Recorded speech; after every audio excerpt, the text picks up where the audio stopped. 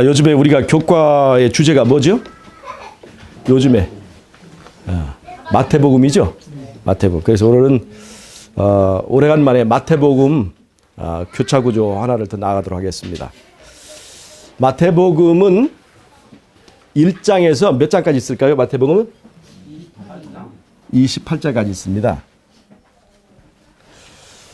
그런데 이 마태복음은 정말로 아주 특별한 구조를 가지고 있어요. 마태복음은 1장과 28장이 서로 짝입니다.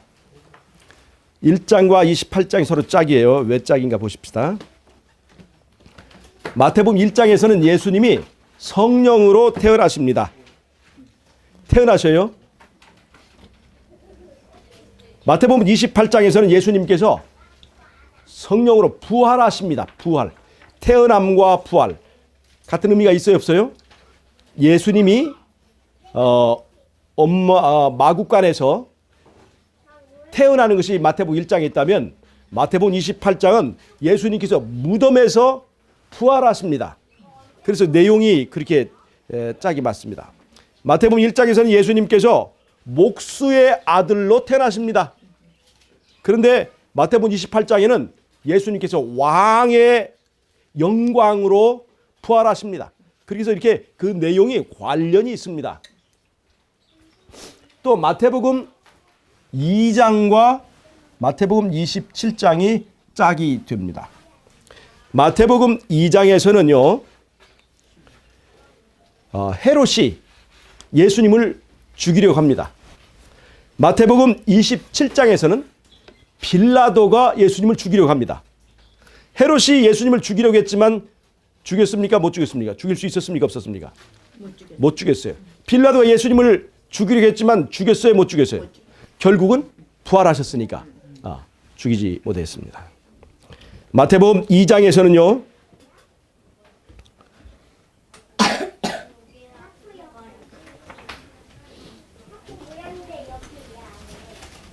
잠깐만요.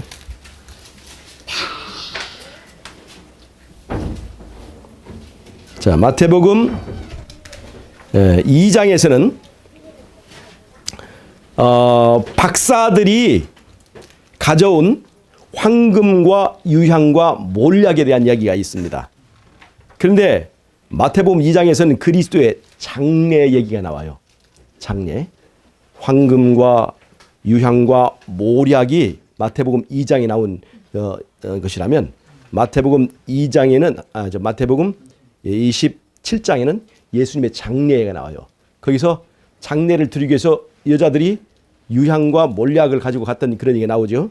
자, 마태복음 2장에서는요, 예수님께서 나사렛에서 승리하십니다. 나사렛에서.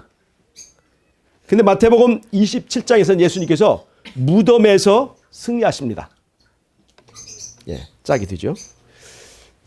자, 마태복음 3장에서는요, 마태복음 3장과 마태복음 26장이 짝이 됩니다. 마태복음 3장에서는 충성스러운 침례 요한의 얘기가 나옵니다. 그런데 마태복음 26장에서는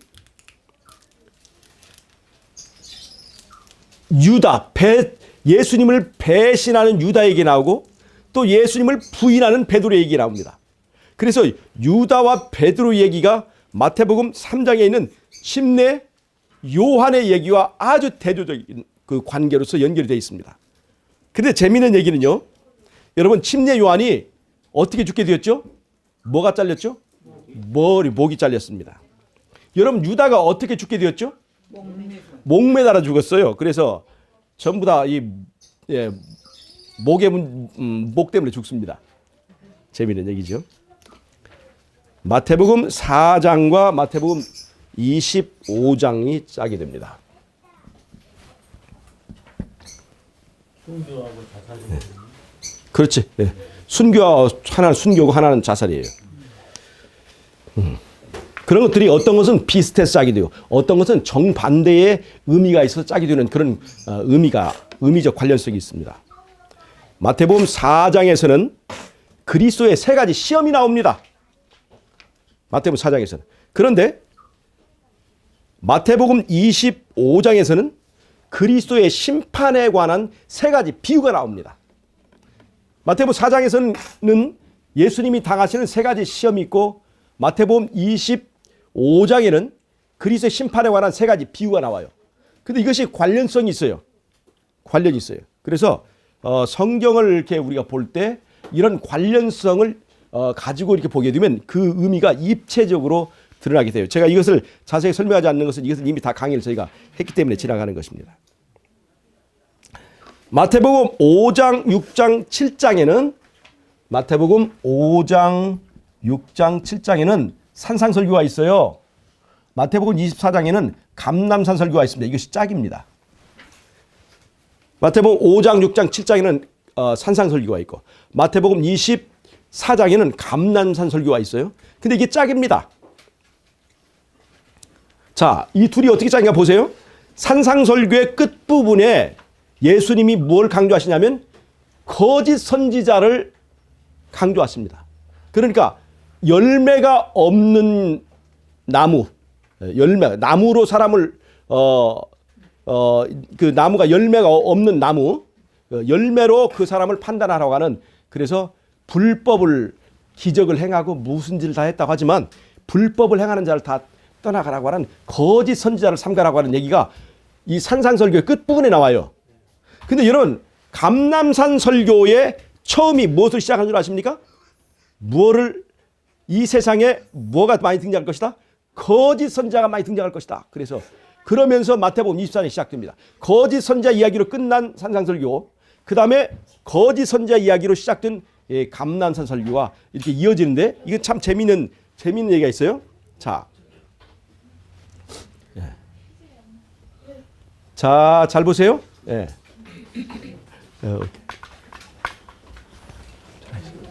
자, 오케이. 자, 잘 보세요. 산상설교. 이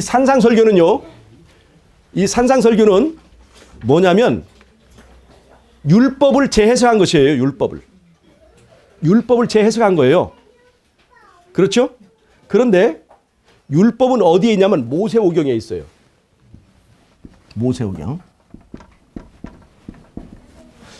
모세오경의 그 내용을 재해석했습니다. 그것이 바로 산상설교예요. 즉 산상설교는 모세오경과 관련이 있습니다. 그런데 감람산 설교는요, 24장 감람산 설교는 계시록과 관련이 있습니다. 즉 마태복음 24장에 마태복음 24장에 감람산 설교는 계시록의 내용과 관련이 있습니다. 여러분, 계시록에 7인이 나오지 않습니까? 7인이 나올 때에 이 말들이 등장하고 그 다음에 재림 징조가 나오고 환란이 나오고 하는 그 얘기가 마태복음 24장의 재림 징조와 정확하게 일치합니다. 그때 환란 후에 즉시 해가 어두워지며, 이것이 마태복음 24장에 나오는 얘기죠. 마찬가지로 이제 그 계시록 6장에 나오는 7인을 설명할 때 5번째 인의 성도들의 환란이 있고 환란 후에 즉시 6번째 해가 어두워지는 재림 징조가 나옵니다. 그리고 그 앞에 있는 네 말에 관한 얘기 나와요. 네 말인데 첫째 말은 이제 흰 말이 나가서 이기려고 하더라. 이거는 마태복음 24장에 말하는 복음이 땅끝까지 전파되는 복음의 승리를 말합니다. 그 다음에는 칼이 나오고, 그 다음에는 기근이 나오고, 그 다음에는 역병, 전염병이 나와요. 근데 이것은 마태복음 24장에 나오는 재림 징조에서 언급한 이 땅에서 나타날 여러 가지 징조와 증상들을 말해주고 있는 거예요. 이것이 누가복음에 똑같이 나오는데, 이 지진과 그 다음에 전쟁과 그리고 핍박 이런 것들이 전부 다 이 산상설교 가운데 그대로 들어 있습니다. 그래서 마태복음 24장의 이야기는 계시록과 연결돼요. 자, 그러면 이 구절을 보면 참 재미있습니다. 자, 여러분, 마태복음의 이야기는요, 창세기와 관련이 있습니다. 자, 보세요. 창세기는 맨 처음에 하나님께서 천지를 창조하시죠. 그러면서 여섯 번째 날에 누구를 창조했어요? 아담을 창조하셨죠. 아담이 첫째 아담이잖아요. 아담이 등장했죠. 그 다음에 이 아담이 선악과로 시험을 받습니다. 시험을 받죠. 먹는 것을 시험을 받습니다. 시험을 받아요. 근데 시험을 받고 시험에서 승리했어요? 못했어요? 못하고 실패하고 그 다음에 실패한 뒤에 에덴 동산에서 설교가 주어져요. 그것이 바로 창세기 3장에 있는 여자의 후손에 대한 약속이에요. 자, 그런데 마태복음에는요, 누가 등장하냐면 둘째 아담인 예수님이 등장합니다. 둘째 아담, 예수님이. 이 예수님이 등장하셔서 이 예수님이 마태복음 4장에서 시험을 받습니다. 뭘로 시험을 받아요? 첫째 아담과 똑같이 먹는 것을 시험을 받습니다. 그 다음에 시험을 받고 예수님은 졌어요, 이겼어요? 승리하시고 나서 그러니까 시험 받고 나서 지고 여기에 설교가 주어집니다. 창세기에 설교가 주어져요. 에덴 동산에서 시험하고 그 다음 설교가 주어져요. 근데 예수님께서 시험 받으시고 승리하신 후에 하신 설교가 이게 산상설교예요. 패턴이 비슷해요, 안 비슷해요? 비슷한 거예요. 패턴이 비슷합니다. 출애굽기도 마찬가지입니다. 출애굽기도 마태복음과 같은 구조가 있어요. 자, 출애굽기에서는 누가 탄생하냐면 모세가 탄생합니다. 모세 구원자, 이스라엘의 구원자 모세가 탄생하죠. 모세가. 그 다음에 모세가 애굽에서 백성을 이끌고 나옵니다. 애굽에서 나와요. 근데 이 마태복음에서 예수님이 태어나죠. 모세와 예수님은 표상과 실체 관계입니다. 모세는 구원자 예수님을 가리키기 위하여 쓰여진 하나의 도구예요. 그 다음에 예수님도 애굽에 있다 나오시죠. 이스라엘 백성은 애굽에서 나온 것처럼 예수님도 애굽에 피했다가 애굽에서 나왔어요. 자, 그 다음에 이 모세가 애굽에 나가지고 이스라엘 백성이 홍해를 건너면서 단체 침례를 받습니다. 침례를 받아요. 예수님도 침례를 받아요. 그 다음에 침례를 받은 후에 이스라엘은 출애굽기 16장에 시험을 받습니다. 그게 뭐냐면 만나로 시험을 받아요. 만나로 하나님께서 그들 시험하는데 무슨 말이냐면 여섯 날은 만나를 하루치만 5일간은 하루치만 준비하지만 여섯 번째 날에는 어떻게 하라고 그랬어요? 이틀분을 거두라고 그랬잖아요. 그러면서 하나님께서 너희가 내 말을 순종하는지 안 하는지를 시험하려 합니다. 그렇게 얘기를 했어요. 그래서 이스라엘 백성이 먹는 것으로 침례 후에 시험을 받았습니다.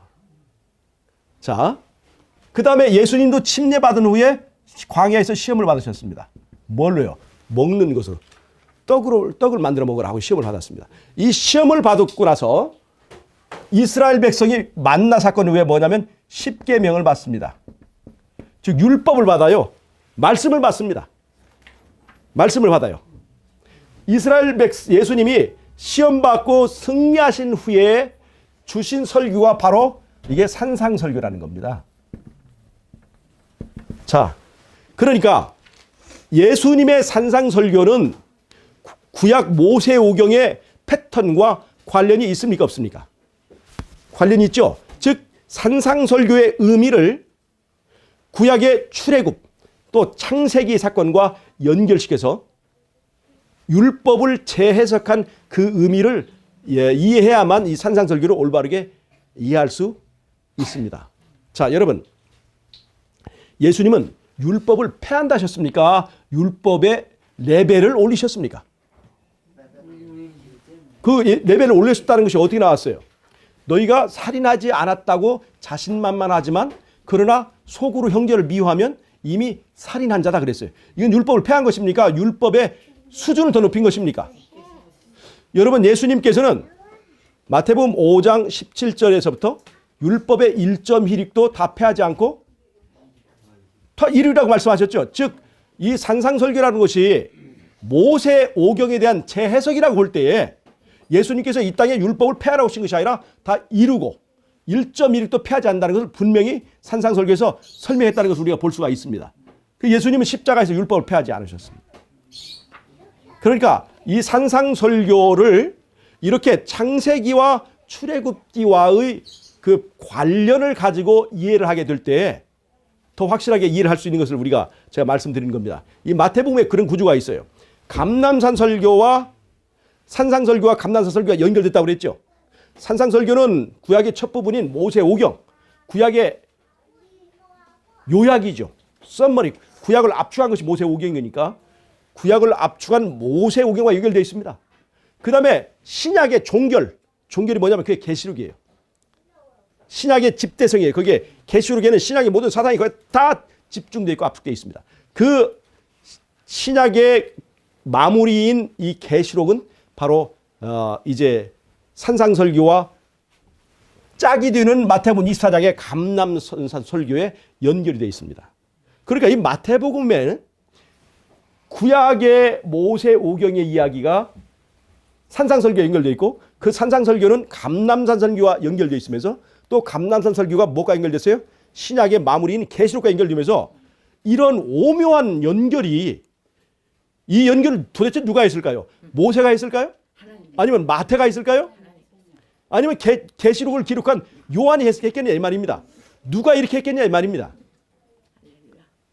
그러니까 이 마태는요 그냥 사건을 기록했습니다. 이 기록 속에 이 마태복음 속에 이것이 창세기와 연결되고 이것이 출애굽기와 연결되고 이것이 계시록과 연결될 것이라는 것을 생각지 않고 썼어요. 근데 그 손을 누가 쥐고 계셨습니까? 그래서 마태복음은 마태의 책입니까? 성령의 책입니까? 성령의 책이잖아요. 네. 하나님의 책인 거예요. 마태복음을 마태의 책으로 이해하면 안 돼요. 우리가 화이트부인의 이야기를 화이트의 기별로 봐서는 안 된다 이 말이에요. 예수의 증거지. 예. 그래서 우리가 이 마태복음 속에 이런 엄청난 그 이야기가 있습니다. 재밌지 않습니까? 사실 여기까지는 제가 강의를 다 했어요. 자, 오늘은 제가 할 얘기는 뭐냐면 마태복음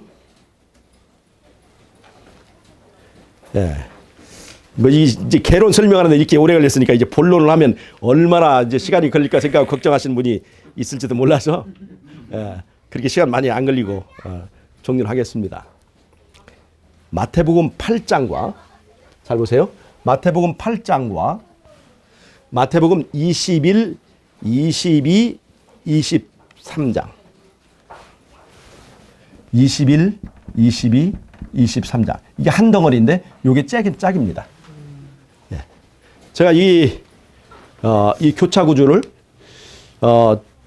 이제 시간이 드는데 차근차근 더 할 텐데 지금 아까 이 감람산 설교 얘기까지는 지난번에 제가 다 강의를 했습니다. 오늘 제가 처음 오신 분들이나 듣지 못하신 분들을 위해서 설명해 드렸을 뿐이에요. 오늘은 마태복음 8장과 마태복음 21, 22, 23장이 어떻게 짝이 되는지 제가 설명을 해드리겠습니다. 마태복음 8장에서는요. 마태복음 8장에서는 어떤 이야기들이 있냐면 예수님께서 문둥병자에게 네가 깨끗하게 함을 받으라 하면 그 문둥병이 말을 듣습니까 안 듣습니까? 문둥병이 예수님의 말씀을 듣습니까 안 듣습니까? 들어요. 듣죠? 그 다음에 베드로의 장모가 열병에 있어서 열병이 떠나가라고 예수님께서 명령하시면 열병이 말을 듣습니까 안 듣습니까? 말씀을 들어요. 그리고 제일 중요한 거는 예수님이 바닷가에 가셨을 때 배가 막 이제 그 풍랑을 맞아서 막 흔들리죠. 그때 예수님께서 누구에게 명령하셨어요? 바다에 명령했더니 바닷물이 말을 들어야 안 들어요? 들어요. 그 다음에 여기서 지금 제일 강조하는 것은 백부장의 믿음입니다. 이 유대인들이 이방인이라고 손가락질하는 이 백부장의 믿음에 대해서 예수님이 칭찬하시기 나와요. 그 이야기가 어디 나오냐? 여기서 8장 5절부터 나옵니다. 예수께서 가버나움에 들어가시니 한 백부장이 나와 간구하여 가로되 주여 내 하인이 중풍병으로 집에 누워 몹시 괴로워하나이다. 가라사대 내가 가서 고쳐주리라. 백부장이 대답하여 가로되 주여 내 집에 들어오심을 나는 감당치 못하겠사오니 다만 말씀으로만 하옵소서. 그러면 내 하인이 낫게 삼나이다. 그랬거든요. 나도 남의 수하에 있는 사람이요 내 아래도 군사가 있으니 이더러 가라 하면 가고 저더러 오라 하면 오고 내 종더러 이것을 하라 하면 하나이다. 주인인 것을 그러니까 예수께서 들으시고 기이 여겨 좇는 자들에게 이르시되 내가 진실로 너에게 이르노니 이스라엘 중 아무에게서도 이러한 믿음을 만나보지 못했다. 예수님이 믿음 줬다. 예수님이 믿음이 없다고 말하는 것은 많이 있습니다. 너희가 인자의 날에 무엇을 보겠느냐? 믿음을 보겠네. 예수님이 사람들은 이 목사님들은 사람들이 믿음이 많은 것을 자꾸 강조하지만 예수님은 믿음이 없다고 이 평가절하 해버립니다. 사람이 믿음이 많다고 해서 믿음이 많은 게 아니라 인자의 날에 예수님이 볼 만한 믿음이 없다는 거예요. 그런데 그때 예수님이 칭찬할 만한 믿음이 누구냐면 이게 백부장의 믿음입니다.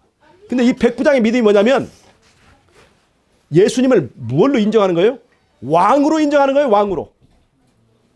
왕으로. 자기는 로마의 군대를 다스리는 예를 들어 소대장, 중대장만 해도 그 말을 이 군병들이 잘 듣는데 예수님은 온 우주의 왕으로 예수님 인정하는 거예요.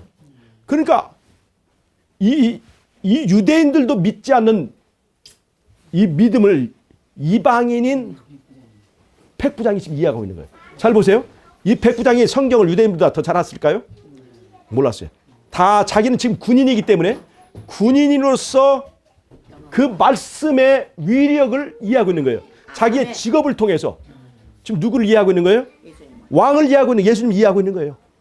자, 그러니까 우리가 성경에 대한 지식이 부족할지라도 내 생활의 경험과 내 직업과 내가 눈으로 보고 이해하는 여러 가지 천연계의 이 여러 가지 그 지혜를 통해서 누구를 이해할 수도 있습니까? 예수님을 이해할 수도 있는 거예요. 즉, 이 로마의 백부장은 자신이 군대의 지휘관인 그 위치를 이용해서 지금 예수님을 이해하고 있는 거예요. 그런데 유대인들은 예수를 믿지 않았죠. 무시했죠. 근데 이 이방인인 백부장은 예수님을 대단한 왕으로 인정하는 것입니다. 왕의 능력을 인정한 거예요. 왕의 능력 중에서 특별히 말씀의 능력을 인정하는 것입니다. 예수님이 말씀하시면 그 말씀이 그냥 허지로 가지 아니하고 반드시 이루어지고 그 말씀의 모든 것이 순종한다는 것을 이 백부장의 믿음 가운데 그것이 들어있는 것입니다. 예수님에 대한 믿음은 믿음인데 말씀하시면 반드시 이루어진다고 하는 말씀의 능력을 인정하는 믿음이 있는 거예요. 이 백부장은 지금 예수님을 무엇으로 인정하는 거예요? 진짜 왕으로 인정하는 거예요. 진짜 왕. 그냥 일반 인간 왕이 아니라 온 우주를 다스리는 우주의 능력자이시고 그 말씀하시면 말씀대로 되는 하나님의 능력을 지금 누구에게 인정하는 거예요? 예수님에게 인정하고 있는 것입니다. 그래서 마태복음 8장에는요. 왕의 능력을 얘기하고 있습니다. 그리고 왕의 말씀의 능력을 얘기하고 있습니다. 근데 마태복음 8장의 짝이 드는 21, 22, 23에는요. 왕의 입성행이 나옵니다. 하나는 왕의 능력, 왕의 말씀의 능력을 8장에 얘기한다면 마태복음 21장, 22장, 23장에는 왕이 예루살렘으로 입성합니다. 왕의 입성행이 나오고 또 뭐가 있냐면 마태복음 8장에서는 믿음 좋은 이방인을 이 고넬료의 얘기가 있다면 고넬료가 아니지 백부장 이야기가 있다면 마태복음 21, 22, 23에는 대조적으로 지식도 많고 성경도 잘 알고 있는 유대인들이 예수님을 인정하지 않고 예수님에 대한 믿음이 없는 유대인들에 대해 얘기하고 있습니다. 마태복음 8장에는 성경적인 지식은 없지만 예수님을 올바르게 인식하고 예수님을 제대로 인정했기 때문에 이적이 그 믿는 즉시 그 자신도 아니고 자신의 종에게 즉시 일어난 놀라운 변화를 체험한 백부장이 얘기를 했다면 마태복음 21장, 22장, 23장은 지식이 엄청 많은 유대인들입니다. 누가 그 사람에게 기별을 전하고 뭘 하려면 나는 이미 다 알고 있어. 네가 나를 가르치려고 하냐? 내가 어떤 사람인데 네가 나를 가르치려고 해? 하고 콧대 높지만 사실은 예수님에 대해서 제대로 믿지 않고 있는 믿음 없는 유대인들에 대해서 얘기하고 있는 것이 마태복음 21, 22, 23장에 그 내용이 있습니다. 여러분 이거 아주 참 재미있는 대조이지 않습니까? 자, 제가 이제 이 얘기를 너무나 길게 하면 처음에 진을 많이 뺐으니까 다음에 또 안 드릴 수 있으니까요. 자, 여러분 말씀이 뭐가 됩니까? 육신이 되죠. 말씀이 육신이 되셨습니다. 말씀이 육신이 되시면 이것이 바로 요한의 기별의 핵심이고 성경의 가장 중요한 단어라고 볼 수 있어요. 그런데 말씀이 육신이 된 예수님의 삶은 어떤 삶입니까? 흠없는 삶이죠. 말씀이 육신이 되었다고 하는 것은요, 말씀이 육신이 되신 예수님의 삶은 흠없는 삶입니다. 맞습니까? 자, 말씀이 육신이 되었다는 것은 무엇을 말합니까? 여기는 하나님이 사람이 됐다는 의미가 들어있어요. 하나님이 사람이 되었어요. 그래서 말씀이 육신이 되신 그 내용 가운데는 하나님이 사람이 되기까지 낮아지고 그 낮아짐으로 인간을 구하려 한다는 하나님의 사랑의 품을 나타냅니다. 이것이 하나의 뜻이고, 또 하나는요, 말씀이 육신이 되신다는 것은 이거는 선악간의 대쟁투의 핵심이 됐던 이슈인데, 하나님의 말씀은 말로 끝나냐, 말씀은 실행될 수 있느냐 없느냐 하는 대쟁투 이슈와 관련되어 있습니다. 즉 하늘에서 이제 전쟁이 있었을 때 그것이 뭐에 관한 전쟁이냐면 말씀에 관한 전쟁이었습니다. 율법에 관한 전쟁이었잖아요. 율법에 관한 전쟁. 하나님의 율법은 지킬 수 있다 없다? 지킬 수 없다. 실행될 수 없다는 거예요. 말씀은 실행될 수 없다는 거예요. 그러니까 말씀이 우리의 육신을 통해서 실행되고 실천되어야 이 율법을 사람들이 순종하는데 실행될 수 없다고 사단은 주장하고 있습니다. 말씀이 육신이 될 수 없다는 거예요. 말씀은 말씀이고 육신은 육신이지. 예수님은 예수님이고 우리는 우리지. 그래서 예수님은 흠없는 삶을 살 수 있을지 모르지만 우리는 안 된다. 예수님은 하나님이기 때문에 율법을 주장할지 모르지만 이 피조물들은 그 율법 때문에 괴롭다. 이런 것들이 전부 다 이 하늘 전쟁의 이슈예요. 자, 그래서 하늘 전쟁의 이슈를 요약하면 말씀이 육신이 될 수 있느냐 없느냐 이렇게로 우리가 압축해 볼 수 있습니다. 그래서 예수님께 이 땅에 오셔서 뭘 보여주냐면 말씀이 육신이 될 수 있느냐 없느냐를 그분의 삶을 통해서 보여주셨어요. 그래서 흠없는 삶을 인간의 육체를 쓰고 흠없는 삶을 살 수 있느냐 없느냐를 이 땅에 오셔서 보여주신 거예요. 자, 잘 보세요. 그러면 말씀이 육신이 되셨다는 것은 말씀이 사람들의 삶에 실행되어서 그 율법에서 말하는 흠없는 삶을 이뤘다는 것입니다. 이것이 우리가 말하는 소위 말하는 품성 변화 아닙니까? 우리가 추구하는. 자, 그러면 우리는 이런 흠없는 삶을 살아야 될 필요가 있습니까? 없습니까? 있어요. 우리에게 목표인 거예요. 그런데 우리는 육신을 가지고 있어요. 이게 문제가. 우리의 육신 때문에 우리가 육신에 뭐가 있어요? 식욕도 있고 성욕도 있고 여러 가지 육체의 정욕이 있으니까 우리는 이 육신의 문제 때문에 흠없는 삶을 살 것에 대한 완전한 자신감을 잃어버린 거예요. 우리는 절망한 거예요. 그런데 그 절망한 우리에게 말씀이 육신이 되신 그분의 삶은 우리에게 희망을 주는 것입니다. 아멘. 여러분 잘 보세요. 여기서 우리가 봐야 될 것은 말씀이 육신이 되어서 흠없는 삶을 사신 예수님의 이 승리의 이 삶은 말이요. 어떤 능력입니까? 육신의 능력이 있는 것입니까? 말씀의 능력이 있는 것입니까? 말씀의 능력. 예? 말씀. 육신의 능력이 있는 것입니까? 말씀의 능력이 있는 것이에요? 말씀. 우리의 변화의 근거는 어디에 있는 거예요? 말씀의 능력이 있는 거예요. 아멘. 즉 하나님의 능력이 우리를 변화시키는 것이에요. 그러면 육체의 문제는 큰 것입니까? 작은 것입니까? 그렇게 큰 것이 아니에요. 자, 육체에 영향을 미치는 것이 뭐예요? 예를 들어 음식물, 뭐 타고난 유전적인 것들, 이런 것들이 다 육체와 관련된 것입니다. 이런 것들이 우리의 삶에 영향을 미치지만 이런 것들을 극복하고 육체의 어떤 한계와 단점을 극복하고 예수님과 같은 삶을 살 수 있게 만들어준 것이 어디냐면 말씀의 능력 가운데 있다는 것입니다. 예, 그걸 우리가 알아야 돼요. 그런데 우리의 삶에 말씀이 육신이 되는, 즉 작은 예수와 같이 변해지는 내 삶이 쉽게 이루어집니까? 안 이루어집니까? 이루어져요? 안 이루어져요? 물론 어떤 때는 되는 수도 있어요. 예, 되는 수도 있어요. 아주 안 되는 건 아니에요. 순간적으로 되지만 또다시 실패하고 하죠. 전혀 안 되는 건 아니에요. 때때로 거듭난 경험을 할 때가 있어요. 그런데 왜 이것이 그 시차를 되지 않을까? 말씀에 문제가 있는 겁니까? 육신에 문제가 있는 겁니까? 잘 보세요. 육신에 문제가 있습니까? 육신은 원래부터 문제가 있어요. 육신은 예수님도 육체가 뛰어나서 그렇게 한 것이 아니에요. 우리와 똑같은 입장에서 했어요. 그러니까 육체는 원래부터 문제가 있어요. 똑같은 문제가 있어요. 근데 문제가 있지만 예수님은 무엇으로 이겼어요? 말씀의 능력으로 이기신 거예요.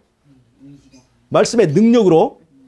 그러니까 말씀의 능력으로 했어요. 그런데 왜 우리는 그것이 안 되느냐 하는 얘기를 이 지금 마태복음 8장에 있는 백부장의 믿음을 우리는 찾아야 된다는 것이죠. 우리는 예수님을 왕으로 인정하느냐, 왕으로 내 삶을 지배하고 말씀하시면 그대로 이루어질 그 우주의 왕으로, 백부장처럼 그 왕으로 인정하느냐, 아니면 쫄딱으로 인정하느냐에 따라서 우리의 변화가 일어날 수도 있고 안 일어날 수 있다는 것을 우리가 배울 수 있다는 것입니다. 여러분, 라오디가 교회에 보내는 기별에서 예수님께서 볼지어다 내가 문을 두드리니 너희가 내 음성을 듣고 문을 열면 내가 너에게 들어가서 너와 함께 먹고 너와 함께 마시리라. 이기는 자에게 어떤 상급을 약속했어요? 내가 아버지 보좌에 함께 앉는 것처럼 너희도 내 보좌에 함께 해주겠다 이 말이에요. 즉 예수님이 앉으신 보좌는 그게 무슨 자리입니까? 왕의 자리예요. 즉 예수님이 왕인 것처럼 너희도 왕같이 되게 해주겠다는 거예요. 왕같은 제사장이 되게 해주겠다는 겁니다. 자, 그러면 우리는 어떻게 왕같은 제사장이 될 수가 있습니까? 마태복음 8장 백부장의 믿음에서 우리가 그 비결을 찾아보자는 것입니다. 예수님을 무엇으로 인정해야 내가 그 보좌를 나눌 수 있습니까? 예수님을 주군으로, 예수님을 왕으로 인정해야 된다는 거예요. 그리고 그 왕은 말씀하시면 그 말이 말로 끝나지 않고 반드시 말씀에는 능력이 있어서 그것이 예수님께 주신 약속, 예수님께 하신 명령은 반드시 실행될 수 있는 힘을 그분이 주신다는 것을 믿고 왕으로서의 예수님을 인정하면 내가 왕 같은 제사장이 될 수 있고 예수님이 왕의 자리에 앉으실 때 우리도 그 보좌를 나누게 해주신다는 약속이 우리 것이 될 수 있다는 것입니다. 아멘. 여러분, 백부장의 믿음 우리에게 필요합니까? 아멘. 오늘 가만히 생각해 보세요. 예수님은 라오디게 교회에서처럼 문 밖에서 푸대접을 받고 있는 이상, 예수님이 문 밖에서 거지처럼 쫄따구처럼 대접받고 있는 이상 내게서 변화는 일어나지 않는다는 것입니다. 말씀의 능력이 일어나지 않는다는 것입니다. 아멘. 즉 예수님이 왕으로서의 예수님의 말씀의 능력이 일어나려면 내 땅을, 나라고 하는 삶을 예수님의 영역으로 갖다 바쳐야 된다는 거예요. 예수님을 내 나라고 하는 나라의 왕으로 인정해야만 내 안에 말씀의 능력이 일어날 수 있다는 걸 제가 말씀드리는 것입니다. 생각해 보세요. 예수님이 문 밖에 있는지 아니면 내 안에서 왕이신지 한번 생각해 보세요. 그래서 여러분, 예수님을 왕같이 대접하면 내가 왕같은 제사장이 됩니다. 아멘. 예수님을 쫄딱으로 인정하면 나도 심판받을 때 아주 값없는 쫄딱이가 되는 것입니다. 아멘. 예수님을 거지처럼 대접하면 우리도 거지가 되는 것입니다. 예수님을 아무리 예수님이 문을 두드려도 문을 열어주지 않고 푸대접을 해버리면 내가 구원의 문 앞에서 아무리 문을 두드려도 내가 그 문 앞에서 그렇게 푸대접을 받을 수밖에 없다는 것을 보여주는 것입니다. 오늘 우리 예수님을 정말로 능력 있는, 말씀에 능력 있는, 그래서 예수님께서 하신 말씀에는 반드시 된다 이 말이에요. 백부장 그걸 믿었습니다. 그래서 예수님께서 말 그렇게 믿었더니 네 믿음대로 되라. 이봐요. 네 믿음대로 되라고 했잖아. 네 믿음대로 되라고 할 때 카인이 그 시에 나왔어요. 그 백부장이 가서 물어봤습니다. 아니 저 하인이 언제 나왔느냐? 보니까 몇 시에 나왔다 그러는데 그것이 바로 자기 시계를 그때 보니까 예수님께서 바로 네 믿음대로 되리라고 말한 그 순간에 이루어진 거예요. 믿은 대로 되는 거예요. 예수님을 왕으로 믿으면 말씀이 왕 같은 능력이 있게 되고 예수님을 그냥 중대장 정도로 믿으면 중대장 정도의 말씀의 능력이 있습니다. 그럼 오늘 여러분 백부장의 믿음을 가지십시다. 아멘. 네. 예수님을 우주의 왕으로 인정하고 우리의 삶을 변화시킬 수 있는 능력 있는 말씀의 능력을 인정하는 그런 왕으로 인정하는 저와 여러분 되시기를 바라면서 아멘. 오늘 말씀을 마치도록 하겠습니다. 아멘.